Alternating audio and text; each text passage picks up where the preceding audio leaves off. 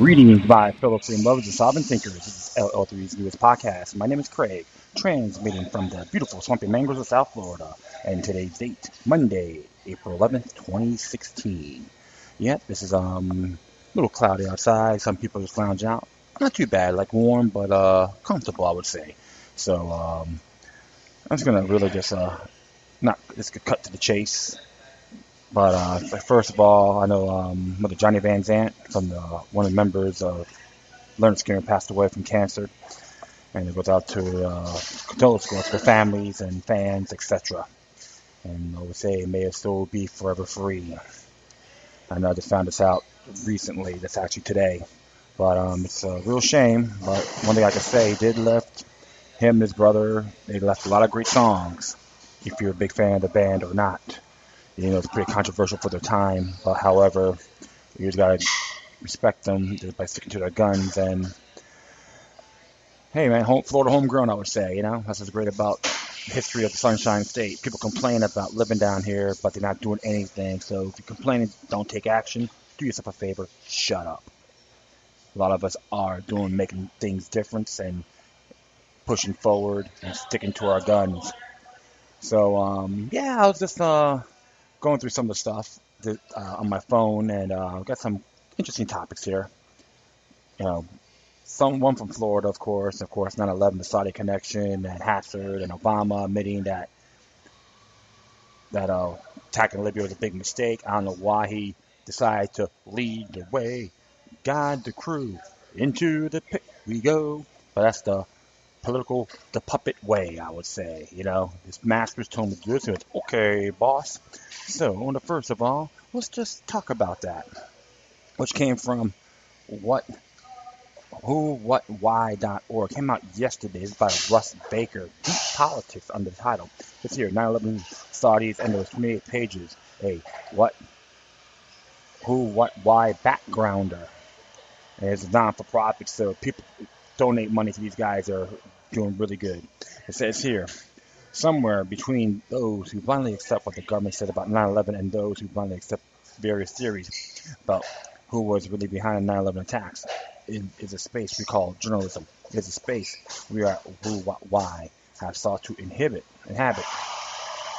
on this incredible, controversial, explosive topic and many other such topics. It has earned us criticism from both sides. We are proud of what we've done. On April 10th, the venerable CBS magazine showed 60 Minutes as a segment on a key piece of a puzzle. The report on 9/11 by congressional inquiry and in particular 28 pages that were never publicly released. That's right, United States of America, your tax dollars are at work, keeping things away from us. Those pages, we are told, contain highly sensitive material on Saudi Arabia, the country from which Osama bin Laden and the majority of the alleged 9/11 hijackers came. We'll watch the program with interest and imagine that you may, too. We also hope you will visit or revisit work we have done on this and related topics, all of which point to the fact that the authorities are not leveling with us about 9/11, that the Saudi angle deserves further scrutiny, and that much more work needs to be done in a host of areas. Here is a long investigative article we did revealing the previously unknown deep connections between the highly placed Saudis and the hijackers themselves. It is worth taking time to carefully read and ponder the material. Of course, there's other pieces here too. There's a piece about FBI efforts to deflect evidence, and above the article that the FBI itself discovered the Saudi links and had to hide and deny what it found. And here's another story on what the government is so terribly worried about the Saudi angle being revealed. It will threaten or intimidate top former government officials to silence them. As public support for investigative inquiries grow, we'll be able to continue digging. And it's very interesting on what's been happening. And this one came out, about the hijackers and so forth. So some interesting stuff here. And people that know my show or heard my show in the past couple episodes on 9/11, and people that know me really well in the South Florida scene and beyond. And I always tell folks, regardless who is involved, it is a lot bigger than what it is, and it's still part of a new world order agenda. The Saudi connections under the same umbrella as the CIA, far as I'm concerned. And based on my observations and listening to the rhetoric, the lies, the deceitful interviews, which is totally blasphemous. I am still outraged on what happened on a horrific day. It's just an example why I'm still pissed off at the world. However, I'm not going to let that control me. Instead of going on ranting and raving and screaming to the top of my lungs, being like some primitive Cro-Magnon, a person like myself that have taken the initiative to look at a lot of things in this horrific event and made my own personal views. And I say respectfully, I've been unofficially a 9/11 truther since September 14th, 2001.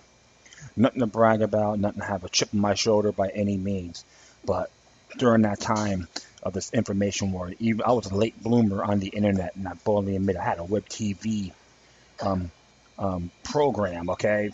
The web, so the slow motive, but I have taken the initiative of enhancing myself and go further and forwarding information to all my friends, families, comrades, and enemies if I desired. And most of my enemies, they did thank me about, especially on 9/11 and the bureaucratic red tape, firearm-free zones. I can go on and on and on.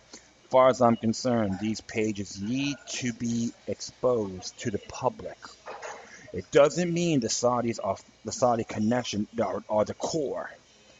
They're just, as far as I'm concerned, the patsies, okay? The part of that, part of the branch of the tree, but not the total core, all right? That is just my own personal view, and I say that in good faith. But like I say, with sites like this, I do give them the thumbs up. I do commend We Are Change. I do support 9/11 Truth and AE and architects and engineers from 9/11 Truth, and even some people do talk about the whole thing with Judy Wood with the microwave and how the buildings got dusted. I see a little bit of both, and I'm being very honest. Regardless how it was done, many of us have something in common. The official story is nothing more than a monumental lie. That's how I look at it. We do need a straightforward, honorable investigation.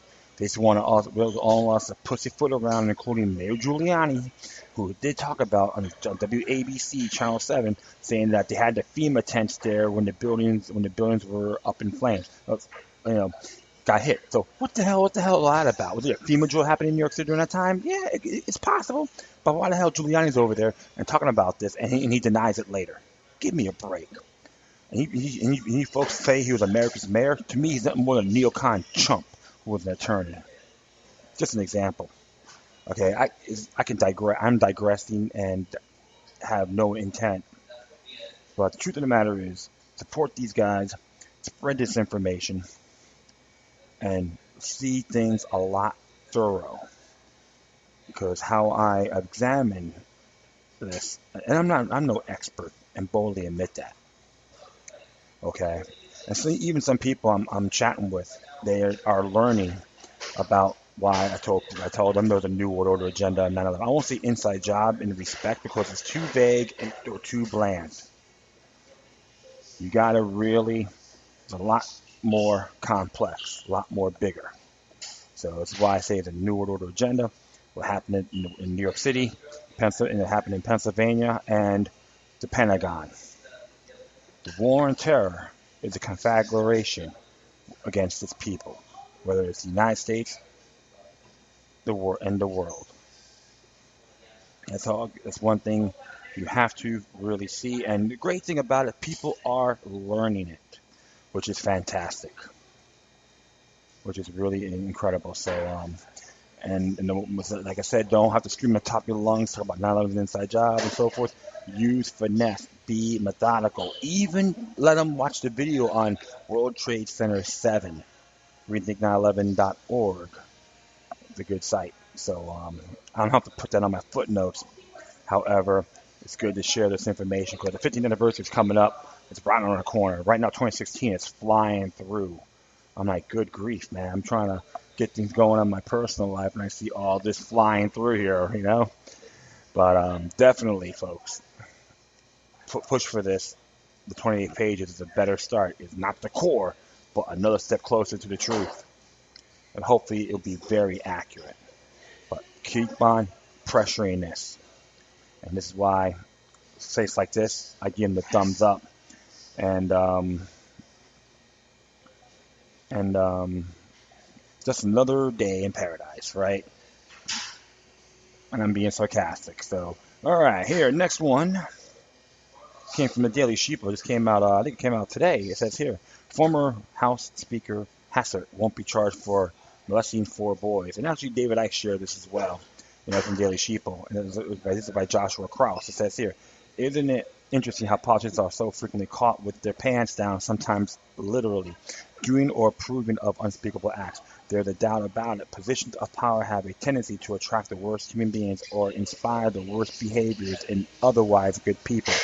Dennis Hastert would certainly fall under the former of those 2 categories.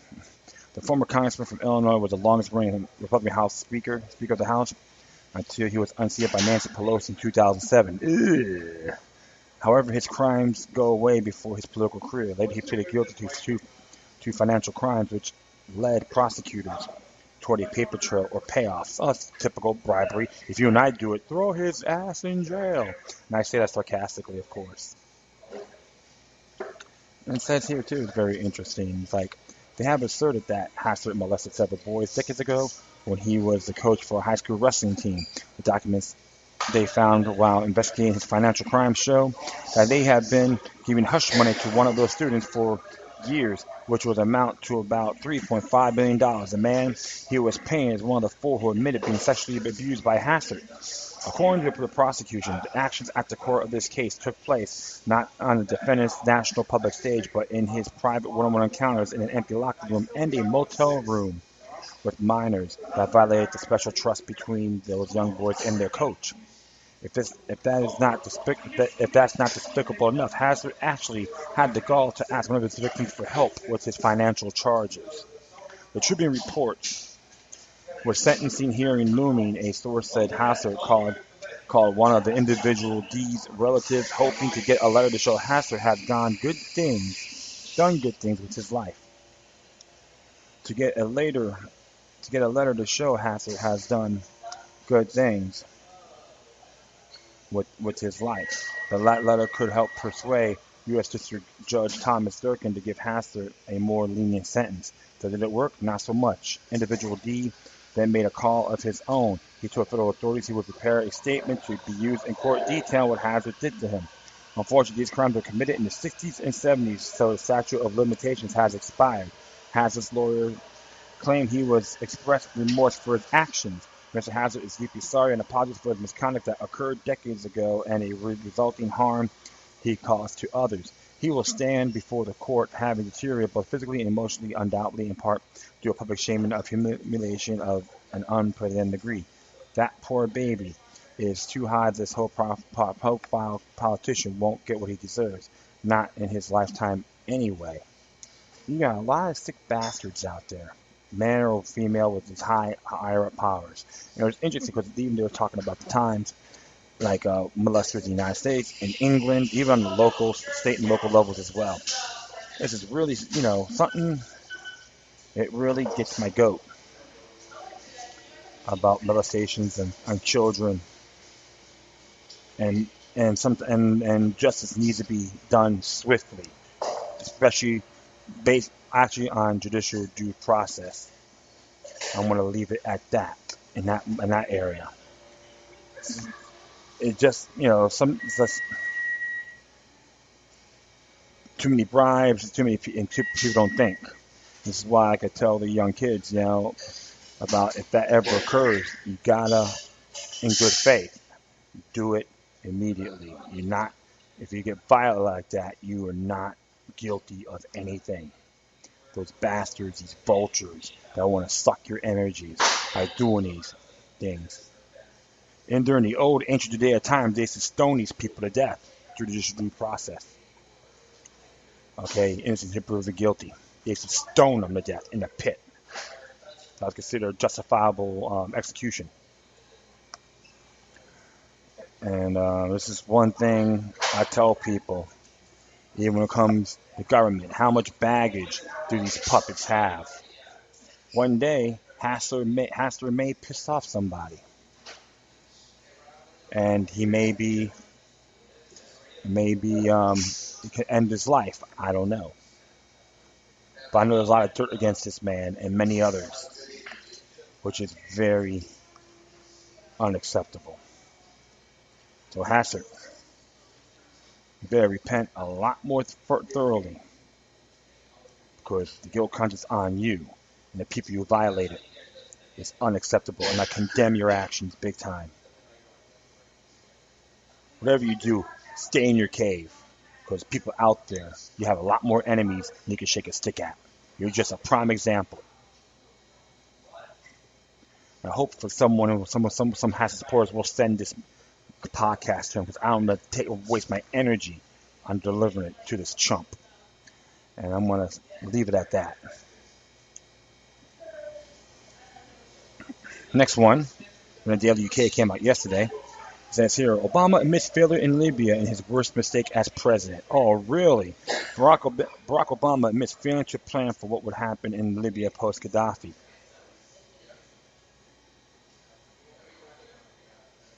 Got to scroll down here.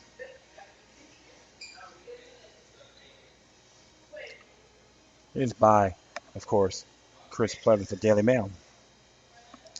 As he winds down towards the end of his 8-year term as president, Obama has been keen to trump all the things he believes his administration got right during his time at the helm. But during an interview on Fox News Sunday, Obama took a moment to reflect on his biggest mistake while Commander-in-Chief. Speaking to host Chris Wallace, Obama said, probably failing to plan for the day after what I think was the right thing to do in intervening Libya. There's a video on that. Barack Obama has acknowledged that his biggest mistake as president was failing to prepare for what would happen to Libya after the fall of Colonel Gaddafi back in 2011. While Libyans initially rejoiced at their newfound freedom, yeah, right, the country quickly descended into chaos as armed militias split it apart and no central government could be formed. In 2011, U.S.-led NATO coalition began bombing the forces loyal to Colonel Gaddafi as he threatens to slaughter the residents of Benghazi following rebellions in the wake of the Arab Spring. Those strikes to help turn the balance of power in favor of the rebels who ejected Gaddafi from his power base in Tripoli before facing down in the last stand in the city of Sirte on the coast. As the loyalist district of the city fell, Gaddafi attempted to flee in a convoy which was picked up and then bombed from the British Royal Air Force. Rebel troops soon found Gaddafi hiding in the culvert at the side of the road before dragging him and beating him. Graphic footage taken at this time shows heavily bleeding Gaddafi being dragged through an aggressive crowd before he was shot dead. While the overthrow of his dictatorial regime was hailed as a success for the NATO coalition, forces quickly withdrew from the country without providing support to any government that emerged. Thank you for supporting an empire, chump. As a result, the country broke apart and is now governed by a series of militias that fought against Gaddafi, who regularly spar with one another while no central government has formed. Obama has previously said he considers Libya to be a mess. Through aides have confided that in secret he refers to the country as a crap hole or a shithole. Gaddafi was forced from his stronghold of Tripoli following pressure from armed rebels and U.S.-led NATO airstrikes before he was found hiding in the culvert, beaten and shot. As a result, ISIS has managed to take advantage of the situation and now controls a large swathe of the coastlines, including Gaddafi's former stronghold of Sirte. You know what I gotta say about ISIS: New World Order funded. Obama has discussed the shortcomings and mission of Libya before. The profile piece with the Atlantic Key describes the situation, the mess, and the AIDS, and the private he calls it a shithole. It's like they just delete the HIT, okay?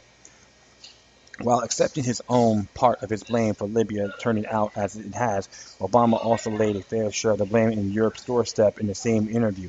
He said, when I go back and I ask myself what went wrong, there's room for criticism because I had more faith in Europeans given Libya proximity being invested in the follow-up. Speaking about his own missteps, he added, the degree of tribal division in Libya was greater than our analysis had expected, and our ability to have any kind of structure that we could and interact with start training and start providing resources broke down very quickly. President Obama holds meeting with NATO Secretary General. There's a video on that, so you can check it out yourselves, folks.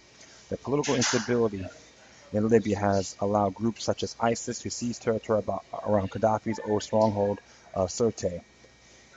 Later in the same interview, Obama addressed potential successor in the White House, saying Hillary Clinton never jeopardized national security in the handling of her emails.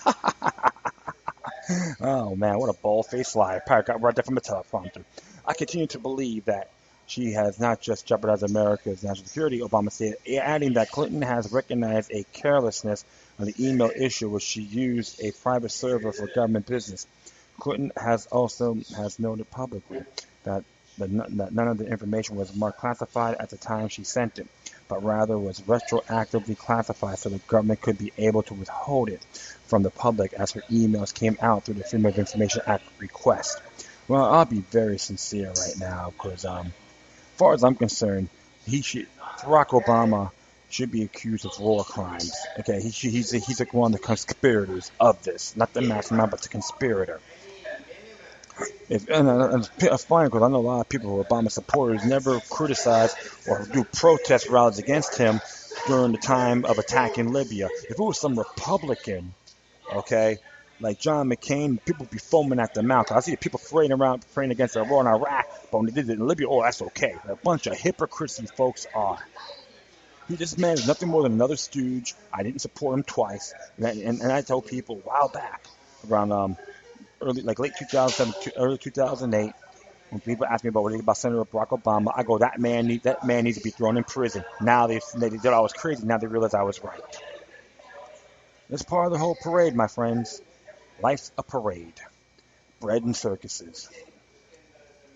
That's why you have to always put your feet to the fire when it comes to government. And he's just another New World Order stooge.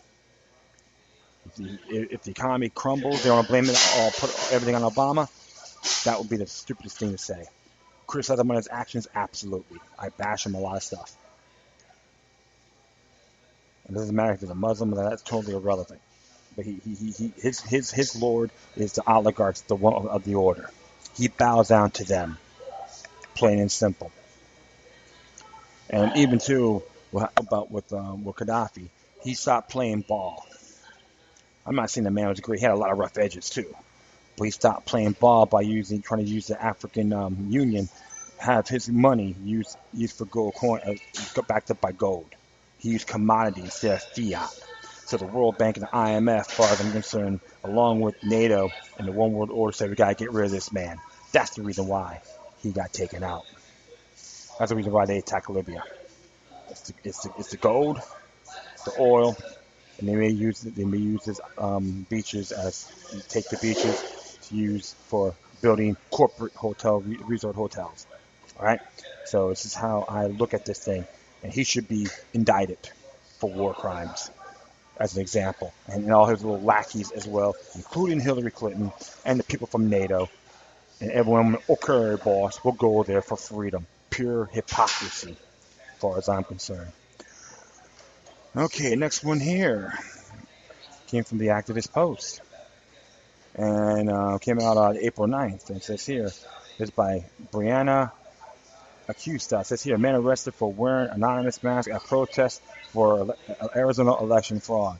A man wearing an anonymous mask, a symbol of the activists fighting for justice, was arrested in Arizona while sitting peacefully during a hearing at the state capitol regarding the suspected election fraud.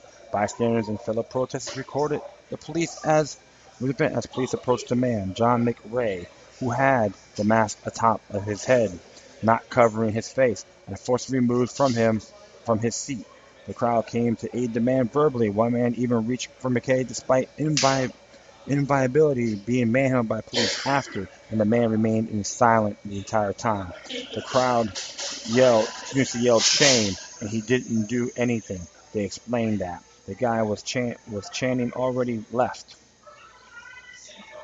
hoping to help the cops realize that he had the wrong man. Officers claimed in the police report that McRae was the man yelling and cussing a disturbance. There's no such thing as free speech, right? No free speech in Arizona. And they had already asked him to leave 4 times. After forcing McRae onto the ground, the officers called for backup for several more officers to force him off the ground. McRae resisted by holding onto the seat in front of him, but didn't seem to react violently or speak.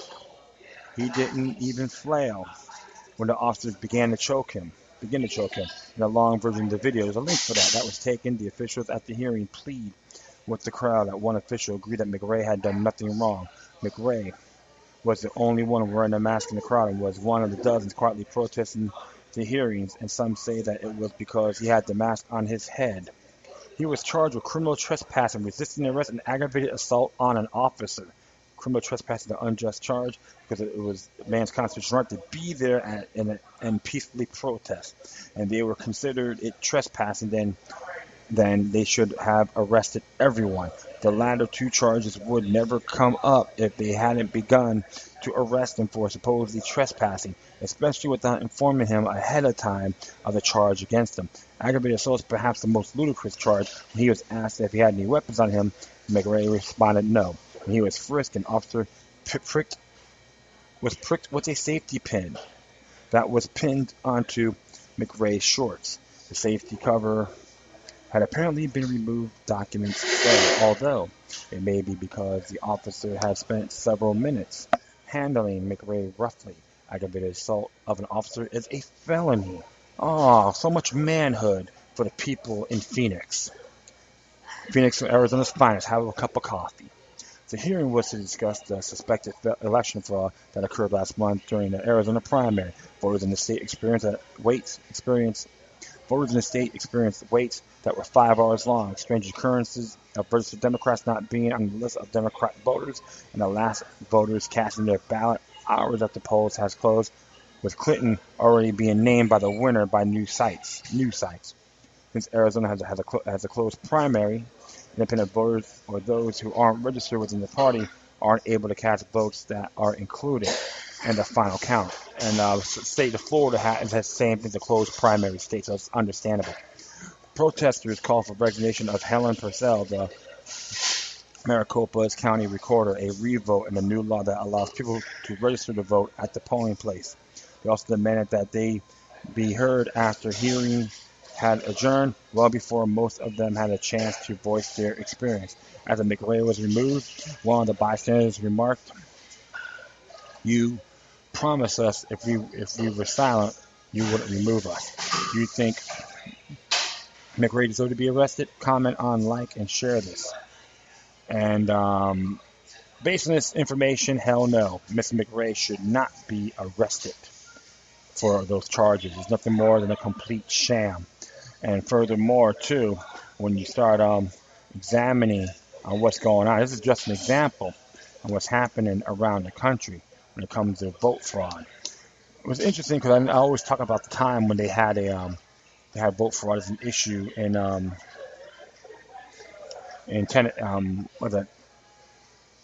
Athens, Tennessee, in the 40s, and the last thing they had to do, last resort was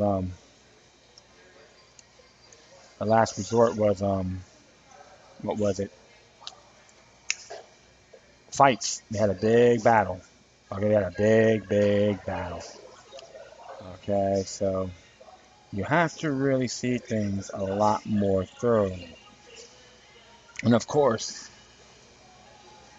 if you look at Section 1, Article 2, Section 1 of the state constitution, it says here, frequent reference to fundamental principles is essential to the security and individual rights and the perpetuity of free government. Okay, that's in their state constitution. And you can go a little further. Political power, purpose of government, the supreme law. All right, and of course, Article 2, Section 5, the right of to petition and the people to assemble for the common good shall not be abridged. That got violated in the state constitution as well. And you can go a little further on free speech and the press. It says here, every person may speak freely, speak, write, and publish on all subjects, being responsible for the abuse of that right. Okay, and we could hit Section 2. Article 2, Section 2, all political power is inherited in the people and government derive in their power from the consent of the governed and are established to protect and maintain individual rights. So Mr. Murray's rights have been violated on those sections of Article 2 of the Arizona State Constitution. So I'm going to add that to my memo, so you could just actually check it out yourselves on Article 2 of the state constitution, and you can read it for yourself. So technically, they violated 1, 2, Article 2, Section 1, 2, 5, and 6. Okay, 5 and 6, and we can go a little further down here. And of course, the ex facto 25 and Section 33, reservation of rights. That is a fact. Like it says here, the enumeration is constituted. Certain rights should not be construed to deny others by retained by the people. So technically, that's another Ninth Amendment violation of the U.S. Constitution. So I'm going to leave the Arizona Constitution on the footnote to the subject, and you can make your own decisions. But based on the information, his rights were violated on the federal and state level, and the state of Arizona, the state of Arizona needs to drop the charges. And if he gets compensated, he can get compensated under Title 42, U.S. Code Section 1983. You can look that up yourselves, okay? So definitely, I did put this on there in my past shows. Just look it up, because his rights have been violated. Natural-born rights and all that. Okay, here, next one here. Came out today, to be exact. It says here, it's from the Indian Country Today Media Network. If I'm correct, this was written by Stephen Fox. It says here, why Hillary should not be president. As it reads here, women have for centuries struggled to achieve resolutions in the electoral realm. Even before Susan B. Anthony shaped the early days of the suffrage movement, like Native Americans and African Americans have struggled through the endless wars of the Jim Crow treatment. Yes, of course, in time we must have a woman as a president, but just not Hillary Clinton, please. To me, Hillary's past is too checkered and her baggage too cumbersome, especially her actions as one of the senators from Wall Street, her actions as Secretary of State promoting fracking in several nations, her voting records siding with Republicans, and far too many keys disqualify her from being a true Democrat. I disagree with partisan politics, but I understand where he's coming from here, to an extent. Her ostensibility dusting several hard drives, her refusal to release transcripts of her talks on Wall Street, her refueling the flames of ISIS and militant Islam, and her describing Henry Kissinger as a mentor, who has toppled governments that led in one nation alone, Chile, to at least 30,000 disappeared people. Did Kissinger's president in Chile inspire Hillary's actions in Libya? I'll stop right there. I think it's called Operation Condor, if I'm correct. And what is interesting about this, my friends, this occurred on September 11th, 1973. And I know the Chilean government was trying to get him on war crimes. But then the same day on 2001, that went back of the pages. Something to look at, okay? Definitely check it out. An article by Eric Margolis in March 7th News entitled Hillary Haunted by Libya. It says here, Hillary Clinton, who was bankrolled by heavy-duty neocons, holds chief responsibility to two calamities, to overthrow Gaddafi and Syria's terrible civil war.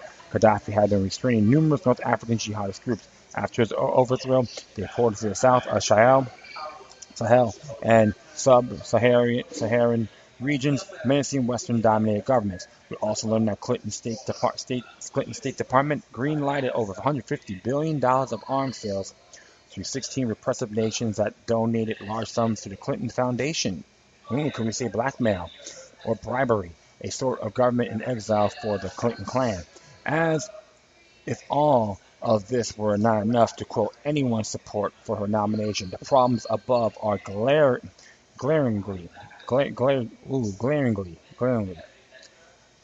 underscored by Hillary's being an unmitigated hawk, thorough thoroughly proven by her actions and her voting record. This all adds up to the clear conclusion that although, yes, we want a woman in the White House, we prefer not this candidate. Thus, we are of necessity required to wait and be resolute to wait till the right woman comes along. Bill and Hillary back in the White House just seem wrong and unrepeatable parts of the past, whereas Bernie speaks to the seasoned pacifist and idealist that I am. I am focused on the future with large consumer protection intentions and with district memories of all the newspapers that endorsed Obama in 2008 and the panorama of brilliant insights and choices of words. Managing editor of the New Mexico Sun News, I harvested 38 of the best nationwide editorial pages endorsement for Obama in 2008. Then we published our newspapers 10 days before the election with the front cover declaring Obama the winner. The media went bonkers, and this was the top of CNN for several hours. Of course, it later proved accurate and our actions were vindicated. The statistics from many polls show Hillary losing to Trump, thus giving conscience and competent women voters no alternative but to support the most honest person possible for the White House. Senator Sanders is one of the most ethical politicians I have ever observed. I am not, be honest, I am not keen about Bernie Sanders as a freedom lover. However, he has been active and has a very good attendance rates as a senator, so I'll leave it at that. Three great women political leaders in our history. Eleanor Roosevelt, a figure prominent in almost every Democrat's mind, especially older ones who remembered her at the United Nations, whom I met as a small child just once. Eleanor is so well known, I will, for the moment, leave her out of this particular discussion. Susan B. Anthony, who graces the silver dollar, yet quite unknown to most. She was raised in an anti-slavery Quaker family with deep activist traditions, meeting at their farm on Sundays with Frederick Douglass. She developed a deep and fierce sense of justice, later dedicating her life to the very large cause of getting the vote for women. She looked beyond the ridicule and abuse that she continuously suffered as she traveled, wrote, and lectured all across America. In 1866, Anthony co-founded the American Equal Rights Association. In 1868, in Rochester, New York, she began publishing the newspaper, The Revolution, with the masthead Men Their Rights and Nothing More, Women Their Rights and Nothing Less.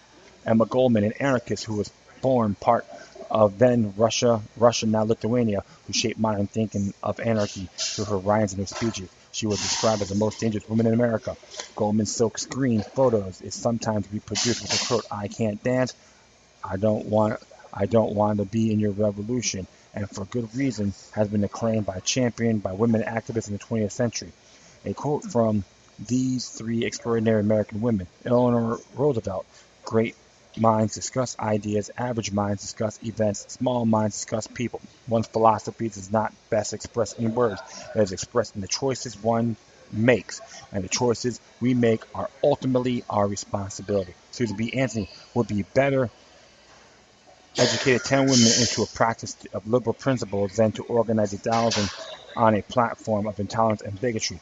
I distrust those people who know so well what God wants them to do because I notice it always coincides with their own desires. And of course, Emma Goldman, in answer to a question after a speech in Detroit in 1908, there are some potentates, potentates I will kill by any and by all means at my disposal. They are ignorance, superstition, and bigotry, the most sinister and tyrannical rulers on earth. I like that too. That's a real good quote.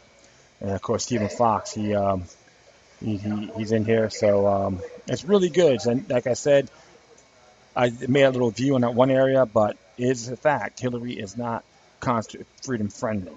She, based on this, she's a neocon, and she is branded by the banksters. So you have to have that good viewpoint, and I do respect that dearly. If the Hillary supporters don't like it, too bad, because I don't give two craps what you think.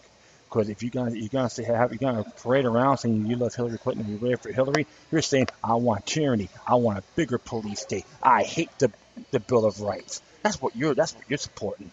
And I don't care if you're in a union or not. As far as I'm going to be very sincere, in good faith, the unions are being manipulated by endorsing her. Whoever endorsed her, they're being conned. And everyone needs to take the initiative on doing your homework to all these candidates, even the ones if your labor organization endorses or your company endorses, it doesn't matter. I am not fond of her for the past 24 years. I am not a Hillary Clinton supporter, even back then. The question is this, my friends. I remember the time, I think I repeated this a while back, when they had the pre-inaugural special. Everyone hyped about Bill Clinton winning and all that. Hillary Clinton claimed, even though she's from Chicago, Illinois, Arkansas is her home state. How come she didn't run for the Senate in Arkansas, but rather New York? Something to think about, my friends. I'll be very honest. She has a lot of enemies down there and a lot of ammunition against her to try to hide. And still, the Vin Foster case, people believe he was murdered and the Clintons were behind it, allegedly. So I recommend this to everybody. If she compromised your Bill of Rights culture, tell her to stick it. If she refused to announce the United States as a corporation, tell her, get out of here. Because she's nothing more than a disgusting puppet, just like many of them from both sides of both mainstream parties. Political parties are very dangerous. Even George Washington made that statement at his farewell address. I have that in my past archives. If you want to look it up, just go to what's that thing called? Library of Congress. Just type in Washington's farewell address. All right, my friends. Next one here. I want to check this out. It's really very interesting. But next one here is very interesting. It came from the Washington Times. Came out today or yesterday, right? Yesterday, yeah. Let me see. I think it came out yesterday. Let me just see here. It came out yesterday, if I'm correct. Yeah, it came out yesterday. Sorry about that. This is by Thomas Howell Jr. Okay. Thomas Howell Jr. says here, genetically modified mosquitoes for Zika fight worrying South Floridians. To fight a mosquito, you got to be a mosquito. At least that hope's behind one of the proposals try to combat the Zika virus. Was more with the mosquito-borne disease creeping towards the U.S. mainland. British company Oxitec says one of the ways to stop it with a genetically modified male insects programs to produce offspring that die before adulthood. Oxitec says no adults mean no spread of the Aedes aegypti mosquito, which carries the Zika virus. They hope to give their plan a test in Key Haven, Florida. It says success against Zika could also cut the rate of dengue and yellow fevers. Yet to find the Save the Mosquito Society, I've yet to find the Save the Mosquito Society, Oxitec CEO Helen Perry said in a recent interview, no one likes mosquitoes at this one is an invasive species. It shouldn't be there. Yet a vocal crop of Florida activists say the company is trying to test a new product without full consent from the community. They worry with that the release of genetically modified organisms will result in unintended consequences for the human population and the environment, while deterring tourists who are vital to the local economy. I am angry now. They're doing it against the will of the people, said Mila Demir, a Key West resident who started a petition against the trial. The Food and Drug Administration recently said Oxitec's approval did not appear to pose a significant risk of humans in the local environment. Though last week it gave the public an extra month through May 13th to comment on its findings before final approval. Okay, got some bunch of bureaucrats now tell the people in Key West and the Keys how to live and how to wipe our butts. Yeah, probably got bribed too. Oxitec's trial could last up a year and release millions of mosquitoes into a small multi-block area of Key Haven. The proposal has been wending in his way through the federal regulatory process since 2011, with local mosquito control director asked the company for help in controlling dengue and flu-like illnesses that can be lethal in severe cases. The emerging Zika threat has breathed new life into the proposal. Though many who have been affected do not show symptoms, the virus has been linked to a dramatic surge in the numbers of babies born with abnormally small heads in Latin America and a syndrome that can lead to paralysis. Yeah, I mean, there's a thing called Zika virus host. There's a lot of chemicals that are involved in those areas in Brazil. So I had the past archives in there as well. So the virus spreading in Puerto Rico and local transmission could hit the U.S. mainland within months. Zika presents a very clear and present threat, and really there isn't any time to waste, Mr. Perry said. Oxitec male aegypti have a limiting gene that causes them to mate with wild females and produce offspring that cannot mature into adults.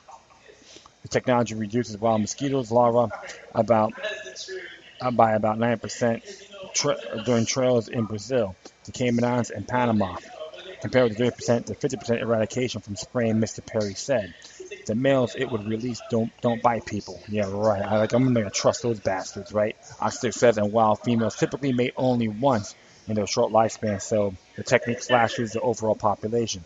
The fights against mosquito-borne disease have been going on for over a century, said Amish Adelia, senior associate at University of Pittsburgh Medical Center Health Security Division. Genetically modified mosquitoes are a potentially path-breaking tool that will improve human life. Among the 1,000 plus comments submitted to the FDA so far, the mocking supporters said opponents probably don't know why it rains, to say nothing of a mosquito's life cycle. Others say they wouldn't travel to Florida as long as genetically modified insects are flying around. One said it is extremely irresponsible to conduct such an experiment, where the risks are unknown and cannot be reserved. Yeah, that is interesting there, my friends, yeah? I'm just going to, bring this down a little bit. And, yeah, of course, furthermore, like it says here, more than half the Americans, overall 56%, say they mildly or strongly support the release of genetically modified male mosquitoes, according to the recent poll by Associated Press NORC Center for the Public Affairs Research. 16% mildly or strongly oppose the idea, about a quarter have no stance. In my view, the public is mostly supportive of the program as long as we do our homework, says Bill Goodman, a commissioner of the Florida Keys Mosquito Control District Board, which must approve the Isotech contract after the FDA speaks. However, there is a vocal minority, in my view, that has dominated the media on this, after Commissioner Stephen K. Smith, who says he was accosted at the post office by people who were upset about the project. People come up to me, and they were very hostile, he said. So others will approach me and say, "I had dengue. Do what you have do what you have to do." Given regulatory delays, the trial may start until the fall, if it does at all. Oxtec would produce eggs in Oxford, England, and ship them to Marathon, Florida, to incubate in the labs before they are released in Key Haven. Once they are ready for release, a truck loaded with clear plastic containers of the modified insects will amble down the road and puff out the bugs with a fan. The modified insects contain a fluorescent red protein that can be used to detect in the lab which mosquitoes belong to Oxitec by measuring the predominance of mosquitoes with a distinctive marker. The company can get a sense of whether it is winning the battle in the district sector of the trial area. You can get this constant and real-time readout of how successful you are being, Mr. Perry said. If you need to release more, you release more. Mr. Smith said that the technique appears to be good science and could be an effective tool in the Florida Keys arsenal against mosquitoes. But if there are any unanswered questions of any responsible margin of doubt, I would probably not cast a vote in support, he said. Ms. Madeira, whose Change.org petition against the project has attracted more than 164,000 signatures, that Oxford should try its technology with Zika is already circulating. Dengue hasn't been around for years, she said, and the community is dotted with well-manicured lawns, homes that employ air conditioning and reducing their vulnerability to disease-carrying Agib. I hope I pronounced that right. She said another groundbreaking technique, injecting Wolbachia bacteria into the mosquito population, is a better way to rein in viral transmission. And then she will go to the court with the Oxtec project proceeds. This is my family, this is my community, we are living in a democracy, she said. She also worried that another breed of mosquitoes, the Asian tiger, will fill any void left by the trial, or that modified Agipity will mutate in a way that allows them to survive. Oxitec, which calls for those fears unfounded, reserved meetings rooms at the Key West hotels so that members of the public can pepper them with questions Monday and Tuesday, part of an ongoing series of meetings and town halls to allay public concerns.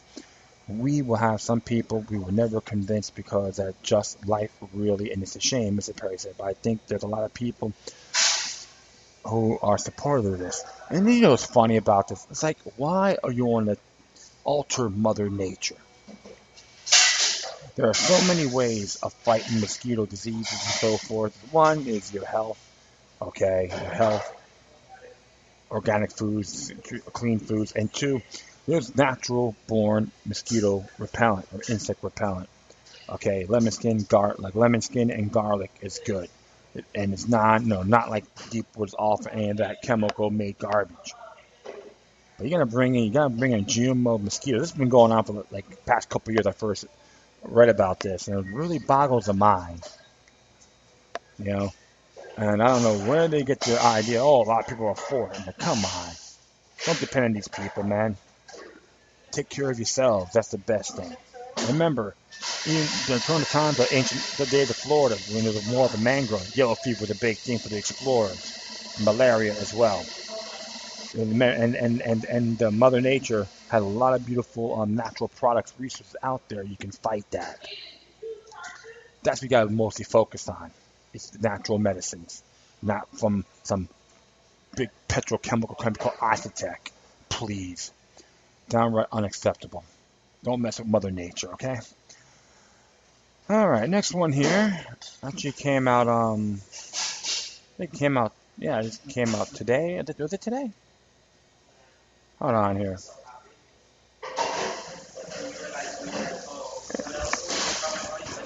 Yeah, and it's by the WorldNet Daily. It says Christian, get your gun. This is by Paul Bremer, and it came out actually 5 days ago, which is pretty interesting. And it's talking about teaching and support self-defense with weapons. And I know I'm getting a little. It came out a couple days, 5 days ago, 6 days ago. But it's interesting that I guess Charles Van Wick, he did post on Facebook, and I thank him for sharing it. It says here, it's not always easy to be Christian in America, as award-winning journalist Cheryl Chumley knows. Christianity, of course, is under attack in this nation. Chumley said in an interview, if you dispute that, then you're just not paying attention to what's going on, and you have your head in the sand. If you look anywhere in the news on a daily basis, you see examples of Christianity under attack. The examples seem to be on the increase. College students have been ordered to remove cross necklaces. College football games have been forced to remove Christian cross deals from their helmets. The LGBT community activists have attempted to force all Christian universities to allow transgender athletes to compete on their sports teams. And yet, while those expressions of Christianity were deemed unseemly, middle school students have received 50 Shades of Grey word search puzzle containing sexual explicit terms. It is not only happening to only the students. Chumley, a WND staffer, writer, and author of The Devil in D.C., winning back the country from the beast in Washington, pointed to a couple of prominent examples of the war on Christian expression. If you look at what happened to the Kentucky court clerk Kim Davis, who just didn't want to sign off on gay marriages because it went against her Christian beliefs, and the chaos that befell and what she suffered, the Christianity under attack, Chumley said. If you look at what happened in the Supreme Court just recently, granting gays the right to marry, as if it was something the American people actually voted for and wanted all across our country. Christianity is under attack, so to dispute the fact that Christianity is under attack is denying the reality of what our nation is facing right now. And I will say this. The Supreme Court said they had the right to marry, right? What the hell is a marriage license? It's a privilege. It's approved by a competent authority. Black Law's Dictionary. Look it up. So it's a privilege to get married. So something to think about. And I'm not being homophobic or anything like that. Just giving the facts. I did talk about that too a while back. I think it's Kim Davis case. I talked about that, and I did put those links in there as well. So check it out. You can watch. You can examine my archive. You don't have to hear my voice, but you can read it. I posted it all on there. Of course, Christians face far worse types of prosecution overseas. More recent reminder came on Easter Sunday when a suicide bomber in Pakistan targeted Christians in Lahore, killing 69 people and injuring more than 340, according to Open Doors USA. More than 7,000 Christians were killed because of their faith last year, and almost 3,000 more than in the previous year. With Christians facing danger all around the world, should they arm themselves? Many Christian leaders have argued Christians should shun the use of guns. For example, leading evangelical preacher Thomas Shinnick argued in the Washington Post opinion piece that Christians should embrace stricter gun controls because you can't be pro-life and pro-gun. See, right there, I could tell you one thing about Rob Schenck. He already bent over for the state. I can guarantee you one thing. He is a 501c3 stooge, a butt boy to the state. And he's going to say hallelujah on that, please. Not to Jesus Christ. It doesn't matter what your belief system is, but he is a butt boy to the state. And you can tell him that I said so. But Chumley, who is a Christian, has doubt about such a view. If you're an innocent person in your home and you have an intruder who's carrying a gun and is going to do harm to, say, your daughter, you have a gun in your bedroom and you're supposed to stand by and let that intruder kill your daughter, Chumley asked. Is that something that Jesus wants? I don't think so. I think the Bible is compatible with the Second Amendment. It is compatible with Christian Americans owning weapons for self-defense. Charles Van Vick. So they understand the importance of Christian gun ownership. In 1993, he was in the congregation of St. James Church in Cape Town, South Africa, when terrorists burst and loaded up with shrapnel-coated grenades and automatic weapons. The terrorists killed 11 people almost immediately in the congregation of about 1,000. But Van Vick, sitting in only a few rows from the back, pulled out his snub-nosed .38 revolver and fired 2 shots at the attackers. They soon fled at the scene of the vehicle. One of the terrorists, whom Van Vick hit later, admitted their intention was to kill as many people as they could. Van Vick, who chronicled his experience in his book and video, Shooting Back the Right and Duty of Self-Defense, told WND the civil authorities can't always be there to protect innocent people at the right time, which is why Christians need to take defense into their own hands. And I've read the book. It's a great book. It's over 100, short but powerful. And you don't have to be a Bible thumper or Christian to appreciate it. Just read it. You can make that own decision. And I'll continue on here. The state cannot be everywhere all the time, said Van Vick, whose Christian mission focuses on Africa. You cannot have a policeman at every home looking after it. And so the initial response is on our side. The state's response is the whole idea of justice. They only could clean up afterwards and punish those who have done wrong.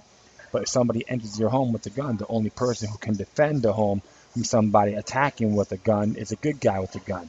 And so the homeowner needs to protect his family. The Bible is entirely compatible with the use of guns and other weapons for defense, according to Van Vick. He pointed to Exodus 22, which tells God's people that they may avoid guilt from striking a fatal blow at the thief who breaks in the night. He also cited Proverbs 25, verse 26, chapter 25, verse 26, which reads, like muddied spring or a polluted well are the righteous who give way to the wicked. We're not called to be doormats, Van Vick said.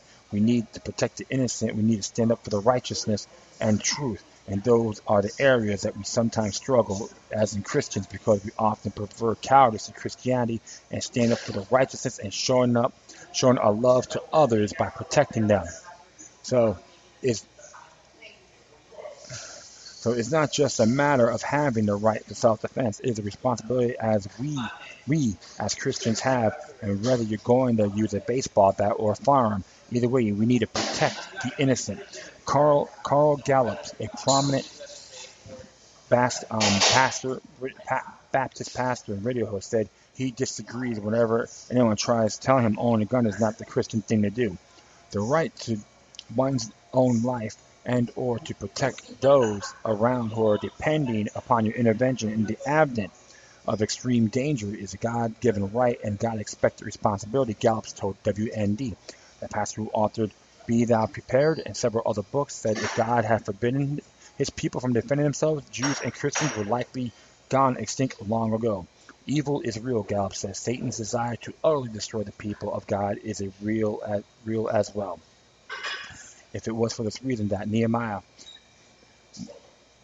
while doing God's kingdom's work of rebuilding the walls of Jerusalem, ordered his men to arm themselves and to guard the gates with firearms, bows, spears, swords on their day. That's Nehemiah chapter 4. It's not just the Old Testament that condones the use of weapons, he said. In the New Testament, we find Jesus himself instructing his disciples, Luke 22, verse 36, to buy a sword, Gallups notes. The indisputable context of that passage is that was that Jesus was telling his closest followers that they may need to defend their lives and the lives of their families in the tough days ahead after Jesus' crucifixion and resurrection. The pastor assured WND that owning and carrying a gun is a matter of personal preference, and he has no problem if some Christians feel uncomfortable with guns and choose not to own them. But he made it clear that gun use is fully compatible with the Bible and Christian faith. The scriptures are full of admonitions for believers to prepare themselves and to provide for their families and loved ones, Gallup said. Of course, a huge part of making provisions for yourself and your family or church family is to be prepared for to adequately protect yourself and those innocent ones around you in an event of an attempt, deadly assault, to claim that the Bible does not allow Christians to protect themselves by whatever legal and available means necessary is patently absurd and untrue. And Christians should own guns not merely because they were Christian, but because they are American citizens with Second Amendment rights. According to Chumley, she asserted the Second Amendment was created to allow citizens to protect themselves from intrusive and overbearing government. Right now, Washington, D.C., I have no doubt there are politicians who would run even more rough odds over Americans' God-given rights if the Second Amendment wasn't intact as it is, Chumley said. And that right there is the whole reason for the Second Amendment is to send a suitable or maybe not so suitable message to politicians. Hey, we're armed. Don't come in my house. Don't send police knocking on my door or barging into my home because I have weapons that are lawfully granted. And it's a real nice article, okay, on this. And it doesn't matter what your belief system is, my friends, but one thing I always say is called information and common interest. Many of us are pro self-defense, and I network with people who are atheists, agnostics, Christians, Jews, Satanists, etc. It's our natural born right to defend ourselves and our families and innocent people. Those are our obligations. Not run and cower. Like that's why these companies like these corporate funded organizations like Code Pink and Code Pink, Moms Demand Action, and all these bogus Brady Bunch clowns don't want that. They want to sugarcoat everything. And I always ask them this question, including Mayor Michael Bloomberg and all these other hacks. Are the police obligated to protect me? Prove it, if you dare. I know one thing for sure. They can't. Because if you look up sovereign immunity and tort liability, it tells you all about it. No matter what state you're in, it tells you all about it. The police aren't obligated to protect you as an individual. Plain and simple. So, if you are Christian by faith, I do recommend learn your weapon, practice it, hold it honorably, teach your children the safety of firearms, like any other equipment. It is all our responsibility. It's all our obligations to be responsible for these things. And there's many folks out there who weren't so sure about owning a firearm. Now, they're taking the initiative periodically. They want to learn to shoot. You know what? And I thank them for that. Because you can't scream and yell, a lot of folks, but just give them the facts. You know what? Give them an honorable discussion. You know why? They'll be a lot better off when you give it to them through wisdom and homage. So all my fellow Christians out there, Satanists, doesn't matter, Jews, get your firearms. Be ready. Use them when it's necessary. Be responsible. There's more responsible firearms owners out there than criminals. Okay? The mainstream news don't want you to know that. Because they want you to be dumb, stagnant, and feared. You live in fear. Piss on their anxiety trips. And support your right to self-defense. And value your life to the fullest. Including your loved ones as well. Okay, next one here. Came from, actually, the Sun Sentinel. And by Gary Rohrer. This thing came out. It came out today? Yeah, it came out a while back too, 5 years ago. Interesting. It says here, Shacking up now legal in Florida after Governor Scott signs bill. It says here, unmarried couples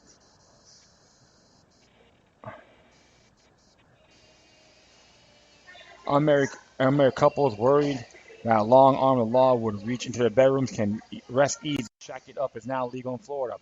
Governor Rick Scott signed into law Wednesday a bill that repeals the 148-year-old ban of unwed couples living together.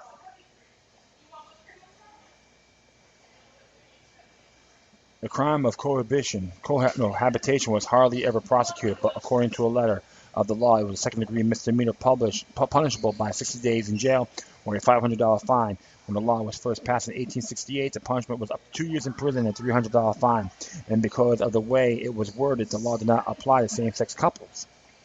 If any man and woman not being married to each other lewdly unless various associate and cohabit together, they shall be guilty of a second-degree misdemeanor, the former law stated. During the session, Representative Richard Stark, a Western Democrat who co-sponsored the repeal, argued on the House floor that the ban had affected not just young singles, but seniors as well. I represent communities of seniors where a lot of them are technically not married, Stark said. They are living together, but it makes more sense financially on whatever reason, like Social Security, not to be married. I don't think they want to be concerned to be violating the law. The measure passed unanimously in the Senate, but drew 5 no votes in the House, all from Republicans, including Representative Jennifer Sullivan of Mount Nora, the youngest member of the legislature at 24. Scott signed the bill without issuing a comment. Bills to repeal the cohabitation ban have been floated in the legislature in recent years, but never have been consummated. Repeal leaves Michigan and Mississippi as only states left in the cohabitation bans still on the books. It's interesting because I remember the Miami Herald talk about this like last year, and I posted on Facebook, and I have one of the people. They are like habitating, not married, and they like because it's very interesting. And of course, no matter what your views are, people have natural born rights as long as it's consensual, living together. And of course, you got all the dirty politics and government knows best mentality, Social Security, and all that good stuff. So, like I said, I'm not a Rick Scott supporter in a lot of areas. I'm critical, but I will commend them for signing this bill. Plus, if you read Article 1, Section 2 of the Florida Constitution, your natural born rights are considered inalienable. So there's no victim, there's no crime. All right.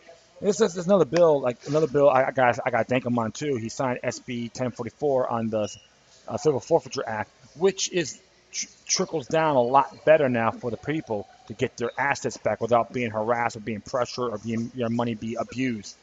It's got to be more through judicial due process. Okay, so I do commend him for that because there's times about you have to before you don't have to be arrested, you still take your assets. To me, that's called extortion and thievery. And some of those law enforcement don't like it. Too bad. Get another job. We'll go for whacking, as far as I'm concerned. But some of those people like that, I'm sick of their garbage. Okay, on those areas. But like I said, the shacking up thing in Florida, hey, to each his own. As long as you don't violate my space. Like I said again, no victim, no crime. And you know what? Thank you, Governor Scott. I'm real critical of you, but this time I will give you the thumbs up. All right? All right. This is interesting here about OpenSecrets.org, and it's talking about pharmaceutical manufacturing and the top recipients here about how much money they're making and so forth. Under presidential candidates, this is hilarious, okay? And it says here,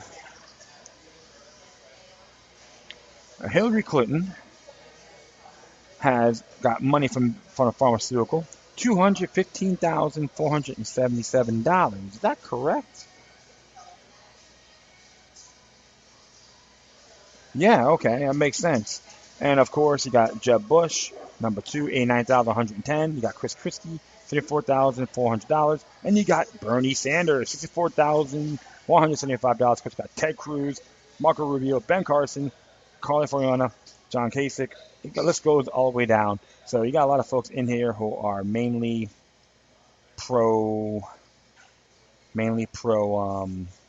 Big Pharma. So it's part of the campaign fund. I do find it hilarious. Because, like, you know what, man? People want to feel the hype and all that good stuff.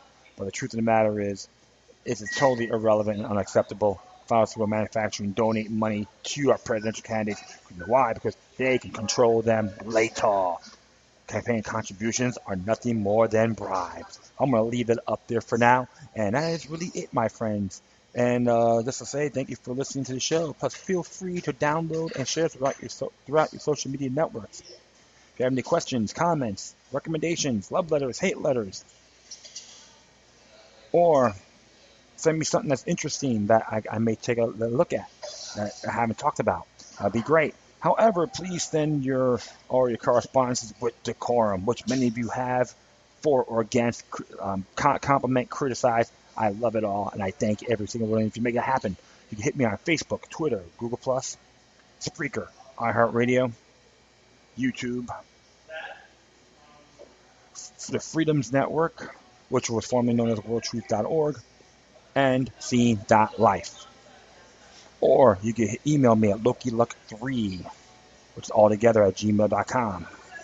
Before I go, I want to play you a song with good friends of mine from Miami, Florida.